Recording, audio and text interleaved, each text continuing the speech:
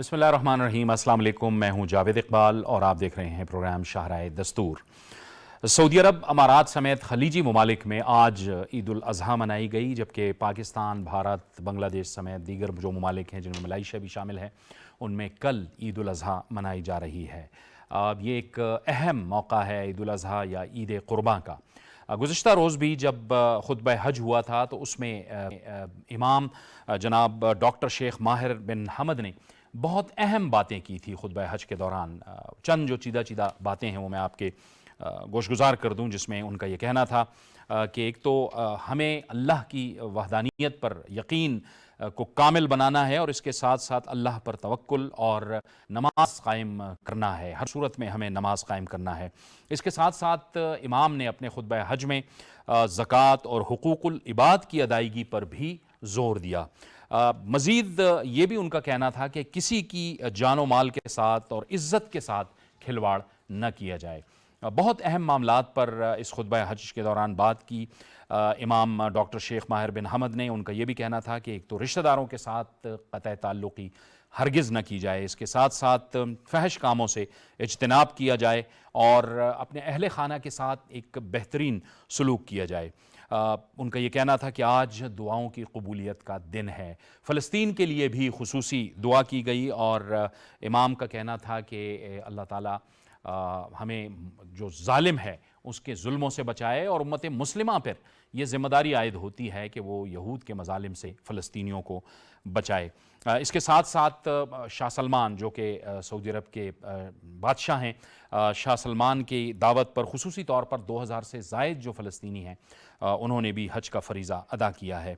لیکن اہم جو بات تھی وہ یہ ان کا کہنا تھا کہ امت مسلمہ آپس میں اتحاد و اتفاق پیدا کرے اور تفرقے میں نہ پڑے، کیونکہ دنیا میں اب جو مسلمانوں کو مسائل درپیش ہیں، چیلنجز درپیش ہیں، ان کی ایک سب سے بڑی وجہ آپس میں نفاق بھی ہے۔ تو اس لیے اتحاد اور یکجہتی یہ بہت زیادہ ضروری ہے۔ آج ہم اپنے اس خصوصی پروگرام میں اسی حوالے سے بات کریں گے کہ آج امت مسلمہ کو کے اتحاد کو کن خطرات کا سامنا ہے اور کس طرح سے ان خطرات سے نمٹا جا سکتا ہے، اور تمام مسلم امہ آپس میں اتحاد و اتفاق کے ساتھ آگے بڑھ سکتی ہے۔ کیونکہ ظاہر ہے فلسطین میں جو معصوم فلسطینی ہیں ان پر مظالم ڈھائے جا رہے ہیں، دوسری طرف ہم دیکھتے ہیں کہ مقبوضہ کشمیر میں بھی ایک دنیا کی سب سے بڑی جیل بن چکی ہے، وہاں پر جو بھارتی افواج ہیں وہ بھی وہاں کے مسلمانوں پر مظالم ڈھا رہے ہیں۔ تو آج ہم اسی حوالے سے بات کریں گے، اور اس کے لیے ہم اسٹوڈیو مہمان جوائن کر رہے ہیں۔ میں تعارف کروا دوں، جناب مولانا اسلم شاکر صاحب مذہبی اسکالر ہیں۔ مولانا صاحب آپ کو ہم خوش آمدید کہتے ہیں۔ جناب حافظ احسان احمد کھوکر ایڈوکیٹ، تجزیہ کار اور ماہر قانون، اور سینئر صحافی اور تجزیہ کار نعیم اللہ یوسفزئی۔ نعیم اللہ یوسفزئی صاحب آپ کو بھی بہت خوش آمدید کہتے ہیں۔ گفتگو کا آغاز ہم کریں گے خطبہ حج سے۔ بہت اہم معاملات پر بات کی ہے اور احاطہ کیا گیا ہے اس وقت، ظاہر ہے جو ہماری ایک ذمہ داری ہے امت مسلمہ کی اس حوالے سے، اور جو ہمارے اتحاد و اتفاق کے سامنے جو مسائل ہیں اس پر بھی۔ جی، بسم اللہ الرحمن الرحیم۔ قرآن کریم کی سورہ حجرات میں اللہ نے فرمایا، یا ایھا الناس انا خلقناکم من ذکر و انثی وجعلناکم شعوبا وقبائل لتعارفوا، کہ میں نے تمہیں پیدا کیا ہے، یعنی مذکر اور مؤنث، اور پھر تمہاری مختلف زبانیں اور مختلف قبائل، یہ صرف اس لیے ہیں کہ تم ایک دوسرے کو پہچانو۔ یعنی یہ کوئی تفاخر کی چیز کوئی نہیں ہے ان میں سے کہ کسی کی زبان کیا ہے یا کسی کا رنگ کون سا ہے۔ تو امام صاحب نے جو خطبہ حج میں سب سے زیادہ جس چیز پر زور دیا ہے وہ اس بات پر زور دیا ہے کہ تم تقوی اختیار کرو، اور تقوی ہی سب سے بڑی چیز ہے۔ اس لیے اللہ رب العزت نے بھی فرمایا، ان اکرمکم عند اللہ اتقاکم، کہ تم میں سے سب سے زیادہ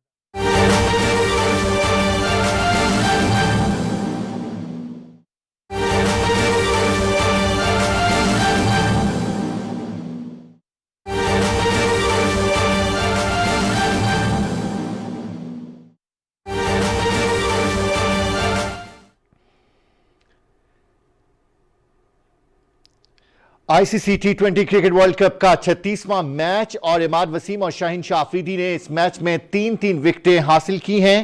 لارڈ ہل میں آئرلینڈ کا پاکستان کو 107 رنز کا ہدف ملا تھا۔ محمد عامر نے 2 وکٹیں حاصل کی۔ T20 کرکٹ ورلڈ کپ میں پاکستان کا یہ آخری گروپ میچ تھا، اور پاکستان نے یہ میچ جیت لیا ہے، 3 وکٹوں سے آئرلینڈ کو شکست دی ہے۔ لارڈ ہل میں یہ میچ جاری تھا، آپ نے دیکھا کہ محمد عامر نے 2 کھلاڑیوں کو آؤٹ کیا، ہدف کے تعاقب میں پاکستان نے اپنی بیٹنگ جاری رکھی اور آج پاکستانی کرکٹ ٹیم نے شاندار کھیل کا مظاہرہ کیا۔ محمد عامر نے 2 وکٹیں حاصل کی، حارث رؤوف نے بھی 1 وکٹ حاصل کی۔ T20 کرکٹ ورلڈ کپ میں پاکستان کا یہ آخری گروپ میچ تھا۔ دونوں صورتوں میں پاکستان کو بہرحال آج واپسی کی راہ اختیار کرنی تھی۔ لارڈ ہل میں جاری ہونے والا یہ میچ پاکستان کی آئرلینڈ کو 3 وکٹیں پاکستان نے حاصل کی ہیں، اور اسی میچ میں پاکستانی کرکٹ ٹیم کے کپتان بابر اعظم 32 رنز بنا کر ناٹ آؤٹ رہے ہیں۔ محمد عامر نے 2 وکٹیں حاصل کی ہیں، حارث رؤوف نے 1 وکٹ حاصل کی ہے۔ T20 کرکٹ ورلڈ کپ میں پاکستان کا یہ آج آخری گروپ میچ تھا، اور ICC T20 کرکٹ کے جاری اس ٹورنامنٹ کا یہ 36واں میچ تھا۔ لارڈ ہل میں آج یہ میچ ہوا، آئرلینڈ نے پاکستان کو 107 رنز کا ہدف دیا، جبکہ پاکستان نے آج اس ٹیم کو 3 وکٹوں سے شکست دی ہے۔ محمد عامر نے 2 کھلاڑیوں کو آؤٹ کیا ہے۔ ہدف کے تعاقب میں پاکستان نے اپنی بیٹنگ جاری رکھی اور آج پاکستان نے آئرلینڈ کو 3 وکٹوں سے شکست دی ہے۔ ICC T20 cricket world cup کا یہ 36واں میچ تھا۔ دونوں صورتوں میں پاکستان کو بہرحال واپسی کی راہ اختیار کرنی تھی۔ عماد وسیم اور شاہین شاہ آفریدی نے 3 وکٹیں حاصل کی ہیں، محمد عامر نے 2 کھلاڑیوں کو آؤٹ کیا، اور یہ تھی PTV تازہ ترین۔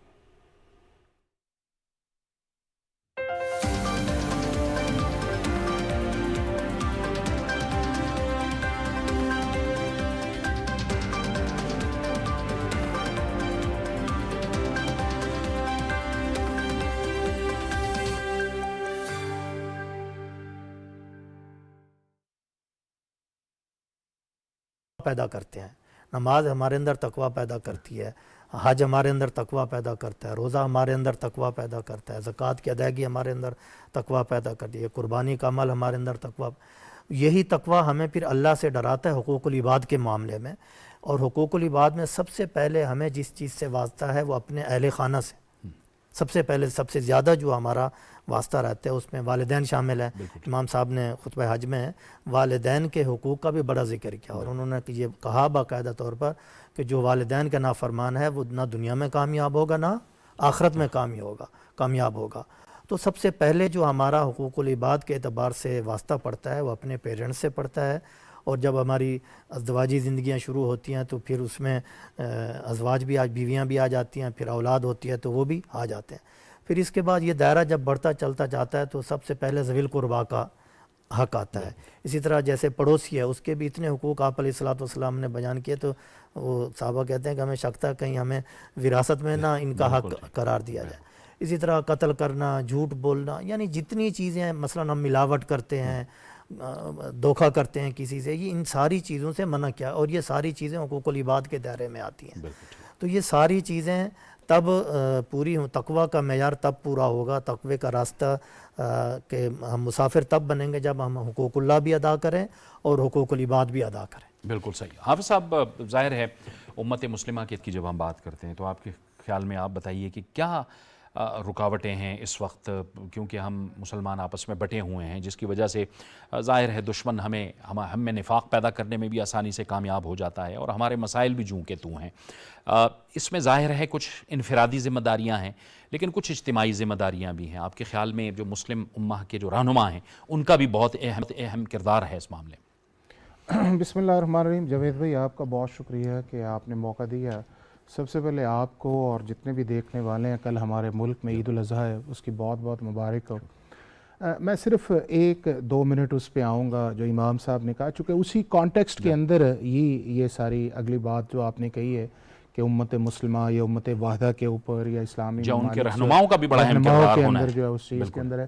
تو میں یہ سمجھتا ہوں کہ کل جو سینٹرک سارا خطبے کا تھا وہ بنیادی طور پہ جو حقوق اللہ اور حقوق العباد دونوں کا ایک بڑا خوبصورت ایک مکسچر تھا، اور یہی ہمارے رسول اکرم صلی اللہ علیہ وسلم کی تعلیمات ہیں کہ آپ نے فرمایا کہ لا الہ الا اللہ، کہ اللہ کے سوا کوئی معبود نہیں، جس کی طرف اشارہ بھی کیا کہ وحدانیت کا بڑا اس کے اندر آیا، اور محمد رسول اللہ کہ اللہ کے رسول محمد صلی اللہ علیہ وسلم ہیں، اور انا خاتم النبیین، اور میں آخری نبی ہوں۔ اس کے بعد جو آگے ہیں نماز ہے، روزہ ہے، زکوٰۃ ہے، حج ہے، یہ اسلام کے وہ بنیادی شعار ہیں جس میں آخرت پر ایمان جو ہے، جس طرح آمنت باللہ و ملائکتہ و کتبہ و رسلہ والیوم الآخر خیر القدر خیری و شرہ من اللہ تعالی والبعث بالموت. تو یہ وہ ساری چیزیں ایسی ہیں کہ جب آپ کو دنیا کے ساتھ ساتھ جب آخرت کی طرف جاتے ہیں تو پھر اس سے جو پہلا آپ کے معمولات جو تھے کہ حضور اکرم صلی اللہ علیہ وسلم کے اتنے اچھے معمولات تھے کہ جس کے اندر جو تھے کہ مثلا وہی کفار کہتے تھے کہ یہ بات کس نے کہی ہے، اگر بات محمد صلی اللہ علیہ وسلم نے کہی ہے تو وہ سچا آدمی ہے. پھر اس کے بعد آپ دیکھیں کہ جو وہ گلی میں جایا کرتے تھے تو ایک خاتون کا ایک قصہ ہے، تو اس کے ساتھ اس کی کس طرح ڈیلنگ، تجارت کے اندر حضور اکرم صلی اللہ علیہ وسلم کی کس طرح ڈیلنگ، ہمسایوں کے ساتھ کس طرح ڈیلنگ. حضور اکرم صلی اللہ علیہ وسلم کی لوگوں کے ساتھ اس طرح ڈیلنگ ہوتی تھی کہ حضور جو تھے جب کسی کی طرف کوئی بات کرتا ہے تو اس کی طرف پورا متوجہ ہوتے اور اپنا چہرہ مبارک اس طرف کر دیتے. پھر والدین کا احترام، پھر اس کے بعد جو ہے بہن بھائی، اس کے بعد اولاد، پھر اس کے بعد نواسے نواسی پوت. تو وہ ایک ساری ایک ایسی چیز کہ اسلام بنیادی طور پہ ایک صلح کا نام ہے، اسلام بنیادی طور پہ ایک اخلاق کا نام ہے. جس طرح کہتے ہیں نا کہ حضور اکرم صلی اللہ علیہ وسلم نے کہا کہ مجھے اخلاق کی تکمیل کے لیے دنیا کے اندر بھجوایا گیا ہے. تو یہ وہ ساری چیزیں تھیں جو کل ایک سینٹرک پوائنٹ تھا. اور اگر ہم، اور یہ دونوں چیزیں جاوید بھائی، یہ ہماری انڈیویجول لائف کے اندر بھی اور معاشرے کے طور کے اندر یہ دونوں چیزیں ایفیکٹ کرتی ہیں. اور حقوق العباد زیادہ ایفیکٹ معاشرے کے اندر کرتے ہیں کہ جب ہمارے اندر ایک کیئرنگ آ جاتی ہے، ایک احساس آ جاتا ہے، ایک دوسرے کی محبت آ جاتی ہے، ایک دوسرے کا ٹالرنس آ جاتا ہے، ایک دوسرے کی بات کو سمجھنے میں آ جاتی ہے. اس کے بعد جو اگلی چیز جو ہے کہ ایک دوسرے کو سپیس دینے کا نام جو ہے، انہوں نے ایک اور اس کے اندر بات یہ کہی کہ آپ ریاست کے خلاف جو ہے یا آپ حکومت کے خلاف آپ نے نہیں کھڑے ہونا، یا اس طرح نہیں کرنا. اگر آپ کو اس کے اندر بھی کوئی پرابلم ہے تو آپ جو اللہ اور اللہ کے رسول کے احکامات ہیں اس کی طرف کریں. اور یہ قرآن پاک کے اندر بھی اس طرح کا ہے. تو میں یہ سمجھتا ہوں کہ جو بنیادی ساری ان کی چیزوں کا سینٹرک تھا وہ یہی تھا. ان کی ریکویسٹ بھی تھی کہ جو اللہ تعالیٰ کے حقوق اللہ ہیں اور حقوق العباد جو ہیں ان کی آپ کو کوشش کرنی چاہیے. یہ دنیا کے اندر اور آخرت کے اندر دونوں کے اندر یہ کامیابی کا ذریعہ جو ہے.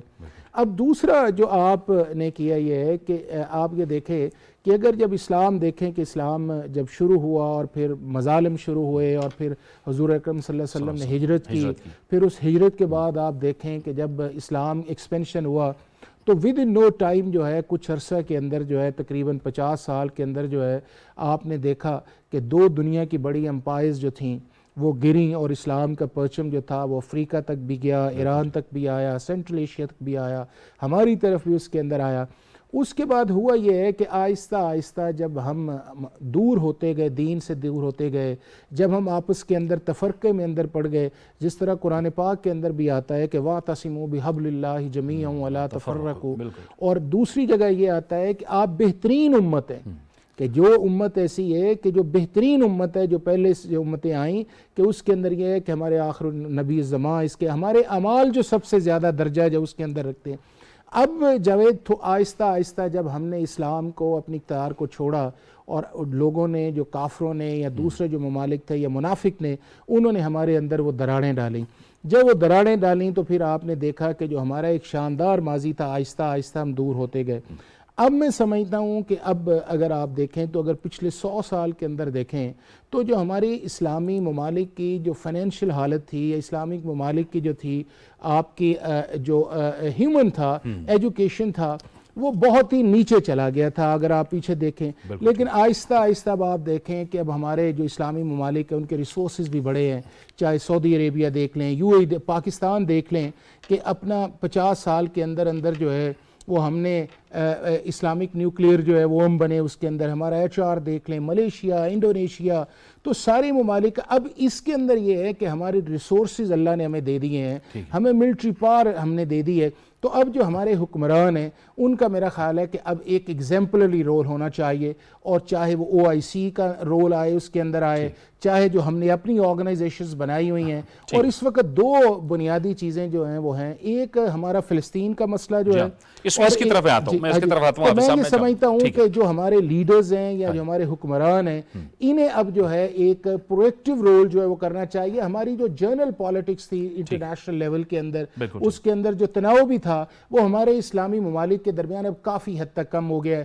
چاہے ٹرکی سعودی عرب تھا یا ایران سعودی عرب تھا. ہاں یہ بھی ایک بہت اچھی ڈیولپمنٹ ہوئی ہے عالمی سطح پہ. ٹھیک ہے, آپ نے جو وسائل کی بات کی ہے, اس وسائل کی بات کو میں چاہوں گا کہ اس کو ہم تھوڑا سا آگے بھی بڑھائیں اور مولانا صاحب کی طرف بھی اس بات میں آئیں, لیکن نعیم اللہ صاحب کو بھی گفتگو میں شامل کریں گے. نعیم اللہ صاحب, یہ ظاہر ہے امت مسلمہ کی تو ہم بات کرتے ہیں, لیکن ساتھ ہم اپنے ملک کی بھی بات کرتے ہیں. ہم دیکھتے ہیں گزشتہ کچھ سالوں کے اندر پاکستان کی جو سیاست ہے وہ اس قدر تقسیم ہوئی, یعنی بعض لوگوں کی وجہ سے یا بعض جماعتوں کی وجہ سے وہ اس قدر پولرائزیشن میں چلے گئے کہ ہم ایک دوسرے کو برداشت کرنے کے لیے تیار نہیں تھے. یہ بھی تو ایک بہت افسوسناک پہلو تھا. شکریہ جاوید بھائی, انتہائی افسوسناک پہلو ہے. ہم خطبہ حج کی بات کر رہے ہیں, وہ امت مسلمہ کی یکجہتی کی بات کر رہے ہیں کہ وہ اکٹھے ہو تو مسلمان ممالک کے, بھلے وہ فلسطین ہے, کشمیر ہے یا کوئی اور ملک ہے جہاں پہ مسلمانوں کو یا تو قتل کیا جا رہا ہے, ان کو شہید کیا جا رہا ہے, خراب کیا جا رہا ہے, ہم اس کی بات تو کر رہے ہیں. اس کے لیے ممالک کی یکجہتی تو ہے, لیکن ان ممالک اندر کیسے ہیں اس طرف آپ کا اشارہ ہے جو پاکستان میں سیاست کے نام پہ ہو رہا ہے. جب تک سیاست پاکستان میں نظریات کی بنیاد پہ تھا اور اس نظریات کی بنیاد پر عوام کے مفاد کو دیکھا جاتا تھا, کسی خاص پارٹی یا کسی خاص شخصیت کے گرد سیاست نہیں گھومتی تھی. تو پاکستان میں ایسے حالات ہم نے نہیں دیکھے, پڑھے بھی نہیں اور دیکھے بھی نہیں اپنی زندگی میں.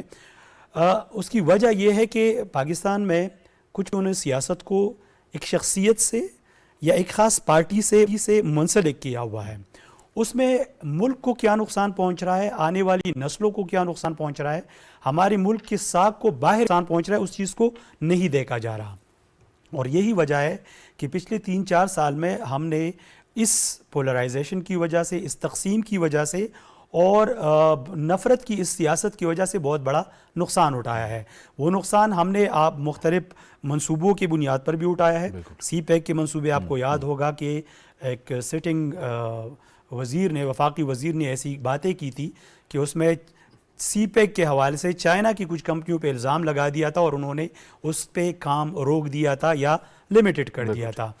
آپ کے ایک پچھلے دنوں میں ایک رپورٹ پڑھ رہا تھا کہ ابھی تک یورپ میں پاکستان سے واحد فلائٹس PIA کی جاتی تھی, اس PIA کے واحد ڈائریکٹ فلائٹس کو نقصان پہنچایا گیا اس وقت کے سٹنگ ایک وزیر ہوا بازی کے بیاناتوں سے. اور وہ بیانات بالکل ہی میں سمجھتا ہوں بغیر ذمہ دارانہ اور بغیر کسی دلیل کے, مطلب آپ پر ایک چیز کا تنقید آ رہا ہے کہ آپ کی منسٹری میں یہ کمزوریاں ہوئی ہے, تو اس کا خمیازہ آپ اس طرح سے مطلب یہ ہے کہ وہ کر رہے ہیں, اس کا سارا ملبہ جو ہے نا پورے آپ PIA کے ادارے پہ ڈال رہے ہیں اور یہ نہیں سوچ رہے کہ میں اس سے نقصان کتنا دے رہا ہوں, اربوں کا نقصان ہمارا سالانہ ہو رہا ہے.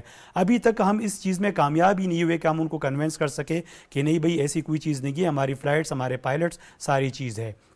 تو اس پولرائزیشن کی وجہ سے مستقل طور پر ہم نقصان اٹھا رہے ہیں, اور اس نقصان کا ایک سب سے خطرناک جو میں پہلو ہے اس پہ بات کروں گا کہ آپ نے انکلکیٹ کیا ہے نفرت کو نوجوانوں کی نسلوں میں, ان کی ذہنوں میں, اور اس نوجوان کو آپ نے اتنا خطرناک بنا دیا ہے کہ وہ بغیر دلیل کے آپ کو سنتا نہیں ہے, کسی دلیل کو سنتا نہیں ہے, اس کے پاس خود اپنا کوئی ایسا دلیل نہیں ہے کہ وہ آپ کو کنونس کر سکے.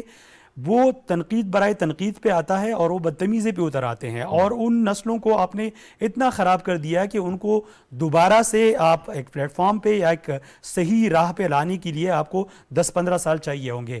یہ اس پولرائزیشن کا نقصان ہے. وفاقی لیول پہ آپ دیکھ رہے ہیں, اگر کسی بل پہ بات ہوتی ہے یا کسی ایسی چیز پہ بات ہوتی ہے جس کا فائدہ مجموعی ہوتا ہے, اس پہ بھی تنقید کی جاتی ہے, صرف اس وجہ سے کہ آپ اپنی جگہ بنائے رکھے اور آپ ایک ایسا غلط بیانیہ اور غلط نیریٹو اٹھائیں اور لوگوں کے ذہنوں پہ ڈالیں. اور ایک ہمارا مسئلہ یہ ہے کہ ہم جس چیز کا بھی استعمال کرتے ہیں ہم اس کا استعمال نیگیٹو سائڈ پہ کرتے ہیں. سوشل میڈیا کا استعمال ہو رہا ہے تو سوشل میڈیا کا استعمال باہر کے ممالک میں اچھی چیز کو پھیلانے کے لیے ہوتا ہے, یہاں پہ پروپیگنڈوں کے لیے استعمال ہوتا ہے, اور پروپیگنڈا اس طرح سے پھیلایا جاتا ہے کہ پھر وہی لوگ, مطلب ایک لفظ یوز ہوتا ہے زومبیز, ان لوگوں کو آپ زومبیز بنا کے وہی چیز ان کے ذہنوں میں ڈال دیتے ہو, اور ان کو جیسے اسلام میں اجتہاد کی بات ہے تو یہاں پہ ریسرچز کی بات ہوتی ہے کہ آپ ریسرچ کریں, گوگل کریں, کسی چیز کو سمجھے کہ واقعی یہ اس طرح ہے یا نہیں, لیکن جو لیڈر نے کہا ہے وہ ٹھیک ہے, اور اس بنیاد پر آپ نے پورے ملک کو ایک سیاسی تقسیم کی طرف رکھ دیا ہے، اور سیاسی تقسیم کے ساتھ ساتھ اب آپ کی فیملیز میں اب پارٹیوں کے اندر بھی پارٹیاں بازی ہو رہی ہے، اور یہ اس کا نقصان ہم دیکھ رہے یہ ہیں۔ سوشل میڈیا کی آپ نے بات کی، ہم اس کو اسی طرف رخ کرتے ہیں تھوڑا سا، اور میں چاہوں گا کہ آپ سب کا اس پہ بھی دوبارہ سے انپٹ آئے۔ مولانا صاحب، ایک بڑی اہم بات ڈاکٹر شیخ ماہر بن حمد نے کی خطبہ حج میں، اور ان کا کہنا یہ تھا کہ کسی کی جان و مال کے ساتھ عزت کے ساتھ کھلواڑ نہ کیا جائے۔ بہت اہم بات کی، اور یہ اس کا براہ راست تعلق حقوق العباد کے ساتھ ہے۔ جی یہ بات پہلے بھی ہم کر چکے ہیں، وَلَا تَقْتُلُوا النَّفْسَ الَّتِي حَرَّمَ اللَّهُ إِلَّا بِالْحَقِّ۔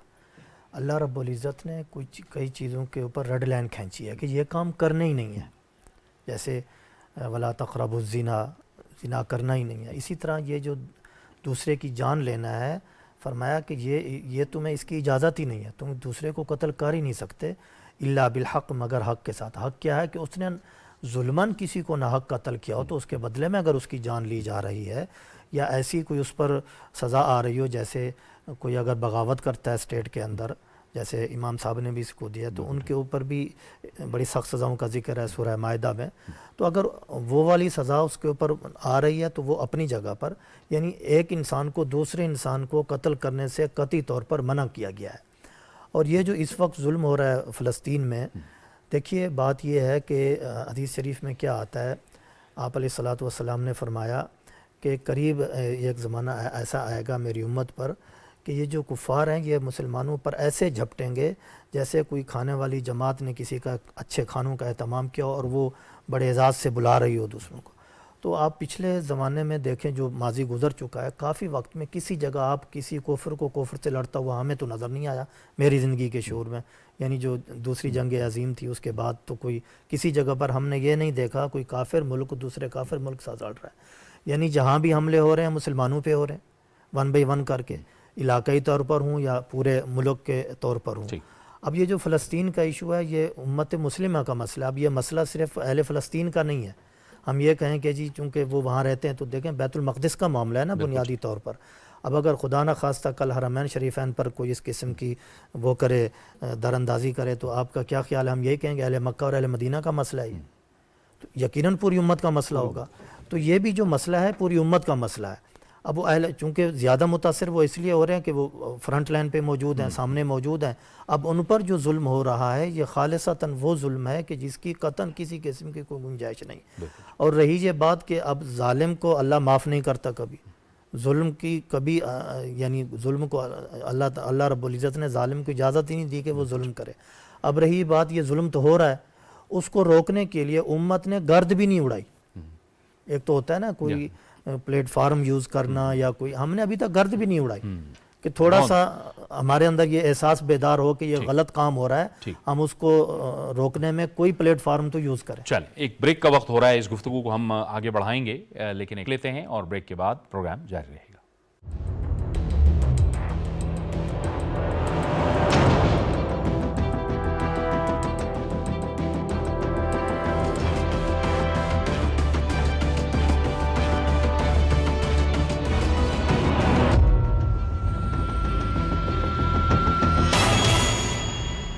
پروگرام میں ناظرین ایک بار پھر آپ کو خوش آمدید کہتے ہیں، گفتگو کو آگے بڑھاتے ہیں۔ حافظ احسان صاحب وہی جو ہم بات کر رہے تھے کہ اس وقت دنیا میں 2 بڑے مسائل ہیں، ایک مسئلہ فلسطین، اس وقت فلسطینی آج بھی فلسطینیوں نے اسرائیلی حملوں اور اسرائیلی مظالم کے زیر سایہ جو ہے اپنی عید الاضحیٰ منائی ہے، اور آج بھی ان پر بمباری ہو رہی ہے، ظلم ہو رہا ہے۔ اور دوسری دنیا کی جو سب سے بڑی انسانی جیل ہے وہ مقبوضہ کشمیر ہے۔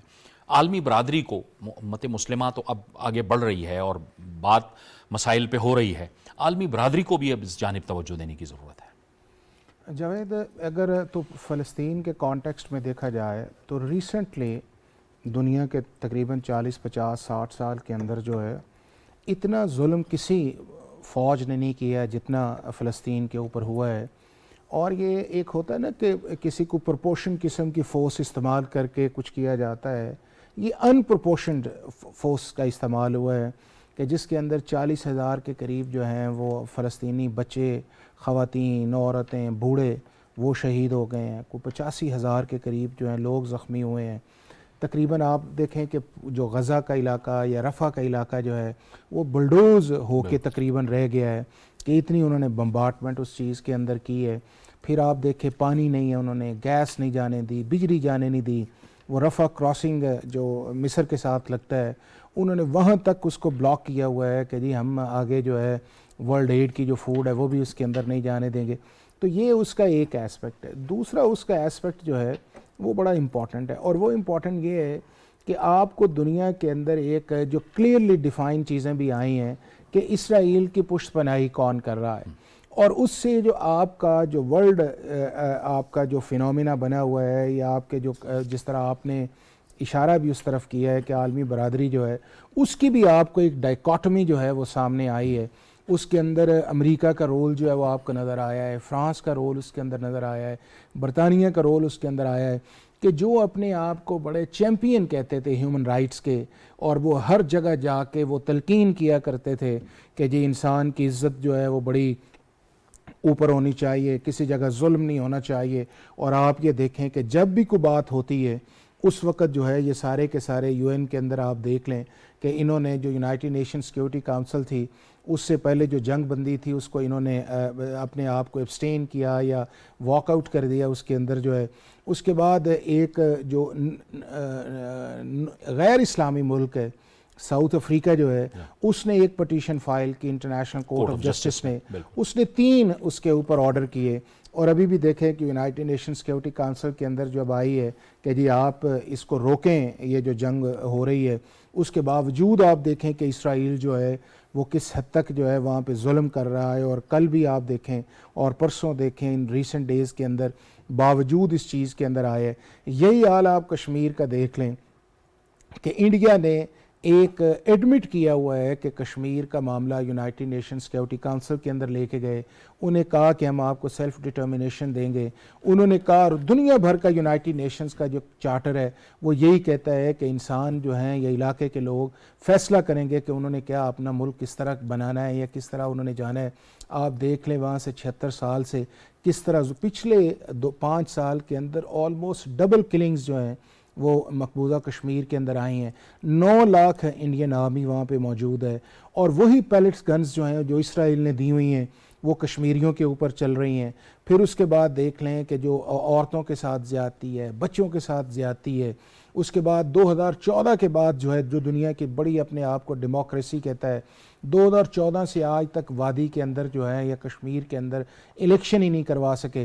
1 سائیڈڈ 2019 کے اندر جو ہے انہوں نے جو کمیٹڈ ایک اسٹیچر تھا، انڈین سپریم کورٹ کہتی آئی تھی کہ جی ان کا ایک کشمیر کا ایک انڈیپینڈنٹ اسٹیچر ہے ٹل دی ریزولوشن جو یونائٹڈ نیشنز کا سیلف ڈٹرمنیشن ہے.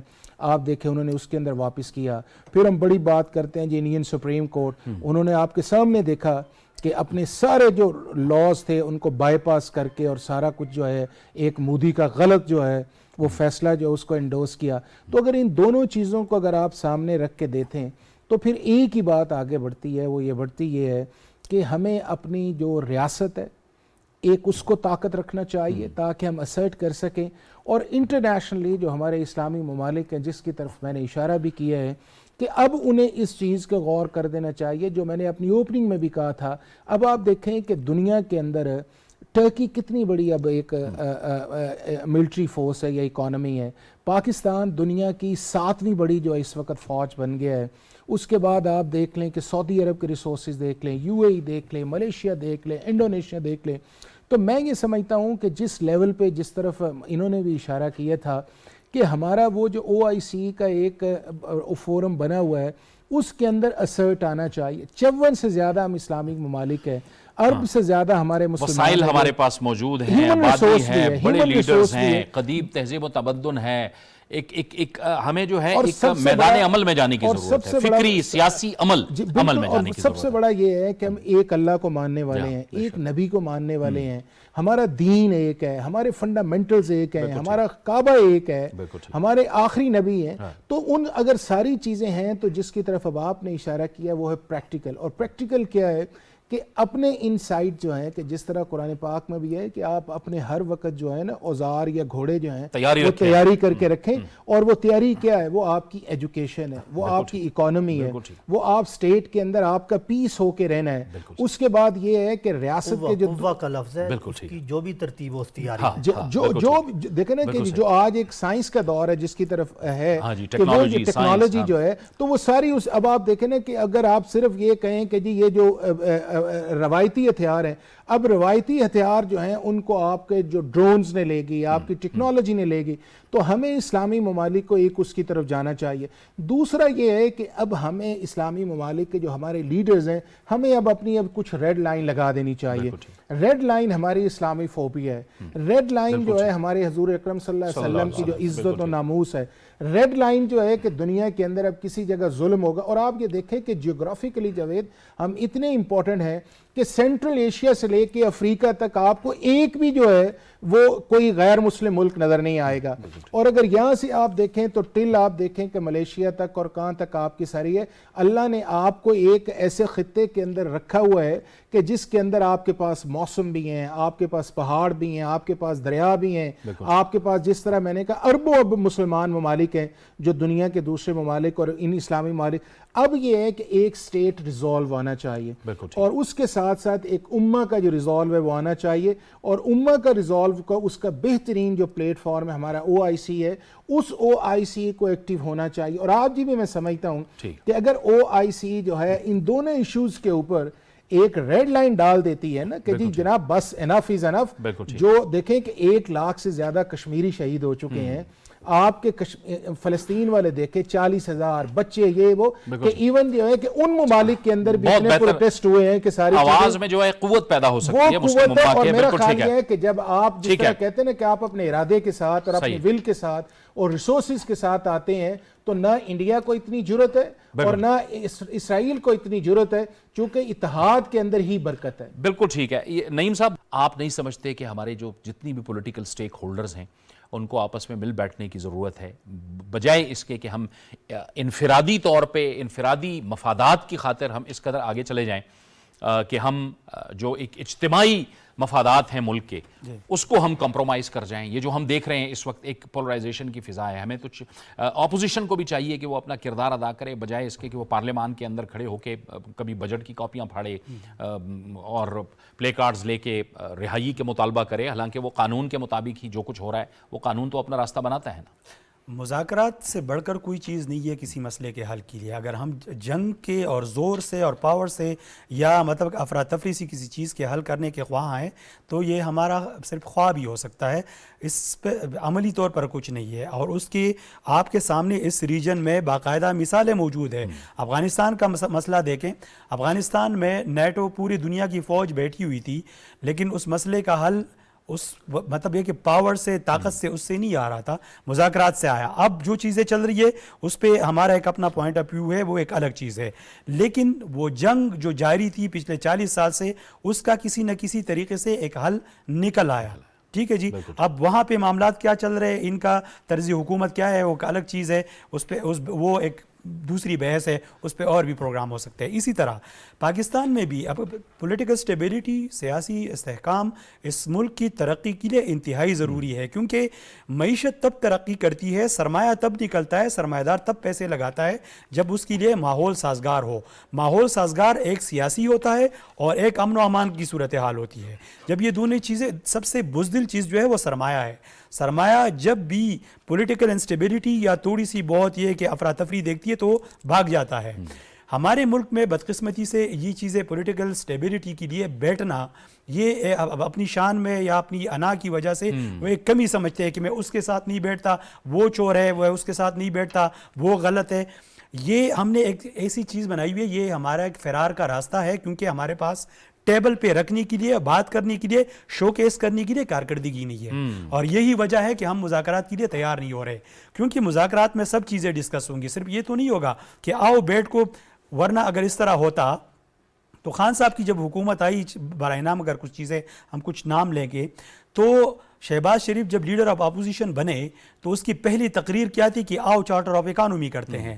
اگر وہ چارٹر آف اکانومی میں नून लीग की टीम, पीपीपी की टीम, पीटीआई की टीम और बाकी सब चीज़ें जमात है जो थी, ये सब बैठ जाते तो अब हमारी ये हालत होती कि हमारे लोग यहाँ पे रोज़ाना की सब्ज़ी ख़रीदने के लिए भीख मांगना शुरू हो गए हैं। आपका जो सफ़ेद पोश तबका है वो बताता तो नहीं होता, लेकिन उनकी घरों में जाके आप देखते कि उनकी ज़िंदगी कैसी गुजर रही है। आप बिज़नेस कम्युनिटी में जाके पूछ ले कि उनके क्या क्या नुकसानात हुए, कितना उन्होंने खोया है और कितने लोग घरों में जाके बैठ गए, बेरोज़गार हो गए।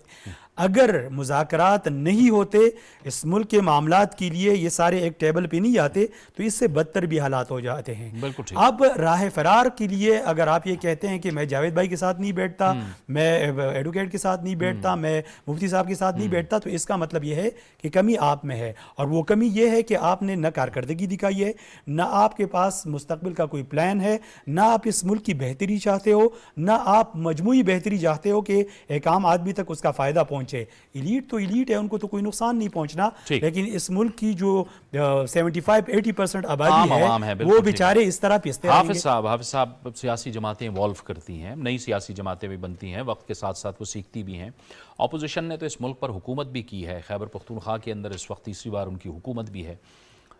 मैच्योरिटी का वो लेवल हासिल नहीं कर पाई, वो इवॉल्वमेंट जो एक एवोल्यूशन होना था वो नहीं हो पाया, और उसकी वजह से हम देखते हैं कि एक तकसीम हमें नज़र आती है। जबकि आपको बार बार हुकूमत की तरफ से भी ये कहा जाता है, वज़ीर आज़म साहब की तरफ से भी कहा गया, सदर साहब की जानब से भी कहा गया कि आप लोग आएँ, बैठें, ताकि हम किसी मुफाहमत पे पहुँचें, बातचीत करें। मुश्तरकात भी होती हैं, मुज़ाकरात के अंदर एक मिनिमम कॉमन एजेंडा भी होता है, मईशत भी हो सकता है। वो जावेद, जमहूरियत जो है वो डायलॉग का नाम है, और जमहूरियत के अंदर जो भी आप इस फॉर्म ऑफ गवर्नमेंट या पार्लियामेंट्री फॉर्म ऑफ गवर्नमेंट के अंदर हैं, मुख्तलिफ पॉलिटिकल पार्टीज़ इस सिस्टम का हिस्सा होती हैं, और उसके अंदर सारी पॉलिटिकल पार्टी की जो प्रेजेंस पूरे मुल्क के अंदर नहीं हो सकती।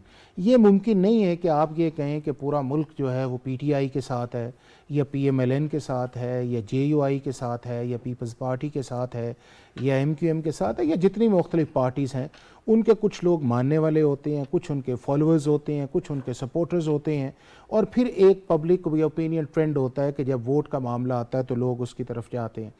अब हमारा जो सबसे बड़ा प्रॉब्लम आया हुआ है वो ये है कि पहले जो एक फेज़ था जो पीपल्स पार्टी का था और पीएमएलएन का था, उनका जो सिलसिला चलता रहा 80 से ले के 2007 के अंदर, वो ये था कि एक दूसरे को की पॉलिटिकल स्टेटस को ना मानना और एक एजिटेटिव पॉलिटिक्स थी।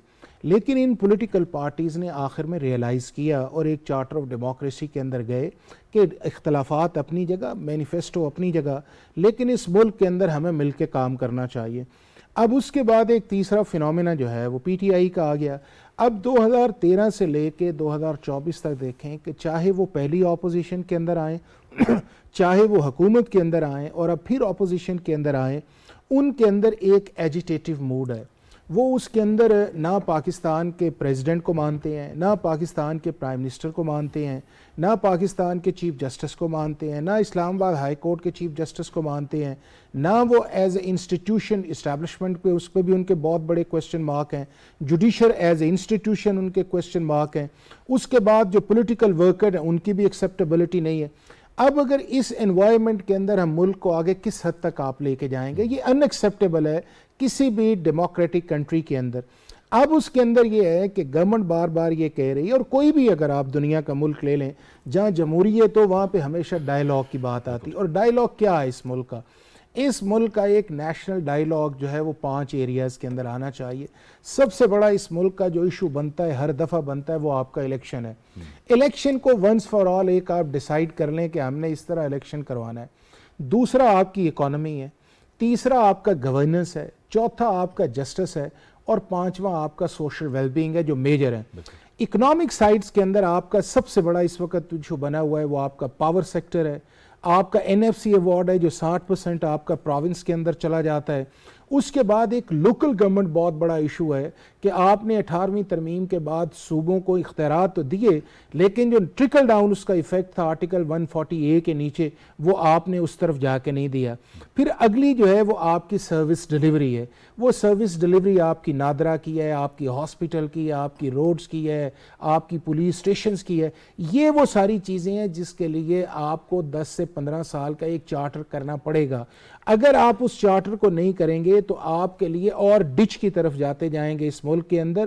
گورنمنٹ اپنی جگہ ایک ایفرٹ کرتی ہے, لیکن اگر وہ ایفرٹ جو ہے وہ ہر وقت فرسٹریٹ ہو اس آپٹکس کی وجہ سے, تو پھر آپ کے ملک کے اندر ایف ڈی آئی تو نہیں آئے گی نا, آپ کے ملک کے اندر بزنس تو نہیں آئے گا. اب دیکھیں کہ گورنمنٹ اتنا ایفرٹ کرتی ہے ایک سائڈ کے اوپر ایس آئی ایف سی کے اوپر کہ جی انویسٹمنٹ آئے, اور دوسری طرف اگر آپ ایک سٹینس یہ لے آئیں کہ نہیں جی اس ملک میں تو پولیٹیکل انسٹیبلٹی ہے, تو آپ شاید ملک کے اندر اتنا نہیں آپ کو دیکھا جاتا, لیکن ملک سے باہر لوگ آپ کو دیکھ رہے ہوتے ہیں کہ آپ کی وہ سٹیٹمنٹ ہے کیا. پاکستان آپ کا بھی ہے, میرا بھی ہے, ان پولیٹیکل پارٹیز کا. کیا ہمیں فکر ہے کہ 2.80 کروڑ بچے جو ہیں وہ سکول نہیں جا رہے, یا 4.5 کروڑ آپ کی سٹنٹڈ گروتھ ہے اس چیز کے اندر جو ہے, یا 60-65% آپ کی یوتھ ہے, آپ نے اس کو کس طرح کھپانا ہے, یا اس کے بعد آپ دیکھ لیں کہ 60% سے اوپر آپ کی پاورٹی جو ہے وہ آپ کی چلی گئی ہے. تو یہ وہ سارے ایریاز ہیں جو اس ملک کے براڈر ایشوز ہیں. اب ان براڈر ایشوز کو حل کس جگہ ہونا ہے؟ یا پارلیمنٹ ایک فورم ہے, یا اس کے بعد جو فورم ہے یہ پولیٹیکل پارٹیز اسمبلیز ہیں, یا آپ کے بعد اس کے بعد آپ کے پروونسز ہیں. اگر اب یہ اکٹھے نہیں ہوں گے تو الٹیمیٹلی جو سفرر ہے وہ سب سے پہلے پاکستان کا ایک عام آدمی, غریب آدمی جو آج کل اپنے بچوں کی فیس کے پیسے نہیں دے سکتا, جو بجلی کا بل نہیں دے سکتا جس لیول پہ آپ یہ سارا کچھ چلے گئے ہیں, جو اپنے بچوں کو پڑھا نہیں سکتا, جو آپ کے جو بچے کو جو پراپر خوراک دینی چاہیے جو منیمم سٹینڈرڈز ہیں وہ نہیں دے سکتا, دوائی وہ نہیں دے سکتا. تو اگر وہ ایک عام آدمی سٹیٹ سے مطمئن نہیں ہے یا سٹیٹ انسٹیٹیوشن سے مطمئن نہیں ہے, تو پھر آپ کی سٹیٹ لائلٹی جو ہے وہ ایک بہت بڑا کوشچن مارک بن جاتی ہے. اور اس سٹیٹ لائلٹی کو گورنمنٹ پرفارمنس یا پولیٹیکل پرفارمنس ہوتا ہے اس کو سٹیل میٹ کی طرف لے کے جا کے, یعنی کہ ایک دفعہ ان چیزوں کو روکیں اور اس کے بعد اس کی ٹھیک کی طرف جائیں. ابھی بھی ان پولیٹیکل پارٹیز کی بہت بڑی رسپانسبلٹی ہے, چاہے الیکشن ہے, چاہے اکانومی ہے, چاہے ایجوکیشن ہے, چاہے ریسپیکٹ آف انسٹیٹیوشن ہے, چاہے اپنے پیرامیٹرز کے اندر رہ کے, جس طرح ہم کہتے ہیں جی پارلیمنٹ کا اپنا رول ہو, جوڈیشری کا, اسٹیبلشمنٹ کا, اپنے آئینے اور قانونی اختیار کے اندر رہتے ہوئے کسی نہ کسی جگہ بیٹھ کے آپ کو 15 سے 20 سال کی اسٹریٹجی پہ جانا چاہیے. اتحاد و اتفاق سے آگے چل کے ہی ملکی مسائل حل ہو سکتے ہیں. جی بہت اچھی ڈیبیٹ ہو رہی ہے, بہت اچھی گفتگو کی وکیل صاحب نے. دیکھیے انبیاء کرام علیہم الصلاۃ والسلام, ہر ایک پیغمبر نے اپنی قوم کی مینٹلی کاؤنسلنگ کی, ایجوکیشن کی. بنیادی طور پر جو ہمارے اس جتنی بات ہمارے محترم بھائی نے کی, اس کا جو سفر ہے وہ ایجوکیشن سے شروع ہوتا ہے. آپ کے ملک میں کتنے طبقات ہیں جو اپنی اپنی ایجوکیشن لے کے بیٹھے ہیں, چاہے وہ عصری تعلیم ہو یا دینی تعلیم ہو, ہر ایک نے اپنا جھنڈا الگ سے لگایا ہوا ہے.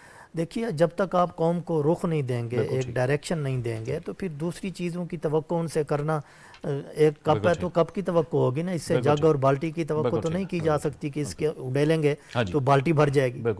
تو کپ ہے نا, اس کے اندر جو اس کی گنجائش ہے اتنا اس سے نکلے گا.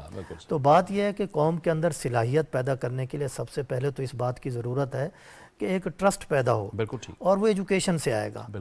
ایجوکیشن وہ ایک ایسا ہتھیار ہے, دنیا کی ہر چیز چوری ہو سکتی ہے, ہر چیز کو زنگ لگ سکتا ہے, تعلیم کو نہیں لگ سکتا. ٹھیک ہے, تعلیم ایسی چیز ہے جو ہمیشہ نکھرے گی, ہمیشہ. جو پہلا آیا وہ آیا بھی اقرا, بالکل ٹھیک ہے. پہلی تو بات یہ ہے ایک اتحاد و اتفاق کے ساتھ ہمیں تمام جو سٹیک ہولڈرز ہیں ان کو مل بیٹھ کے اور ایک دوسرے کو گائیڈ کر کے چلنا چاہیے, یعنی اعتماد میں کوئی قدم اٹھانا بھی ہے, اعتماد میں لے کے قدم اٹھانا. بہت بہت شکریہ مولانا اسلم شاکر صاحب آپ کا, حافظ احسان کھوکھر صاحب آپ کا, نعیم اللہ یوسف زئی آپ کا بھی بہت بہت. ملک کو جو چیلنجز درپیش ہیں, جو مسائل درپیش ہیں, اس کا واحد حل یہ ہے کہ تمام جو سٹیک ہولڈرز ہیں, پولیٹیکل جو طاقتیں ہیں, وہ سب مل بیٹھ کر معاملات کو آگے لے کے چلیں. نظریات اپنے, ایجنڈا اپنا, منشور اپنا, لیکن کم از کم منیمم ایک ایجنڈا ہو سکتا ہے, کم سے کم ایک ایجنڈا ہو سکتا ہے, اور وہ ہے ظاہر ہے ملک و قوم کی سلامتی, ملک و قوم کی معیشت اور ملک و قوم کی ترقی. آپ سب کو عید الاضحیٰ کی بہت بہت مبارک. جاوید اقبال کو اجازت دیجیے, اللہ حافظ.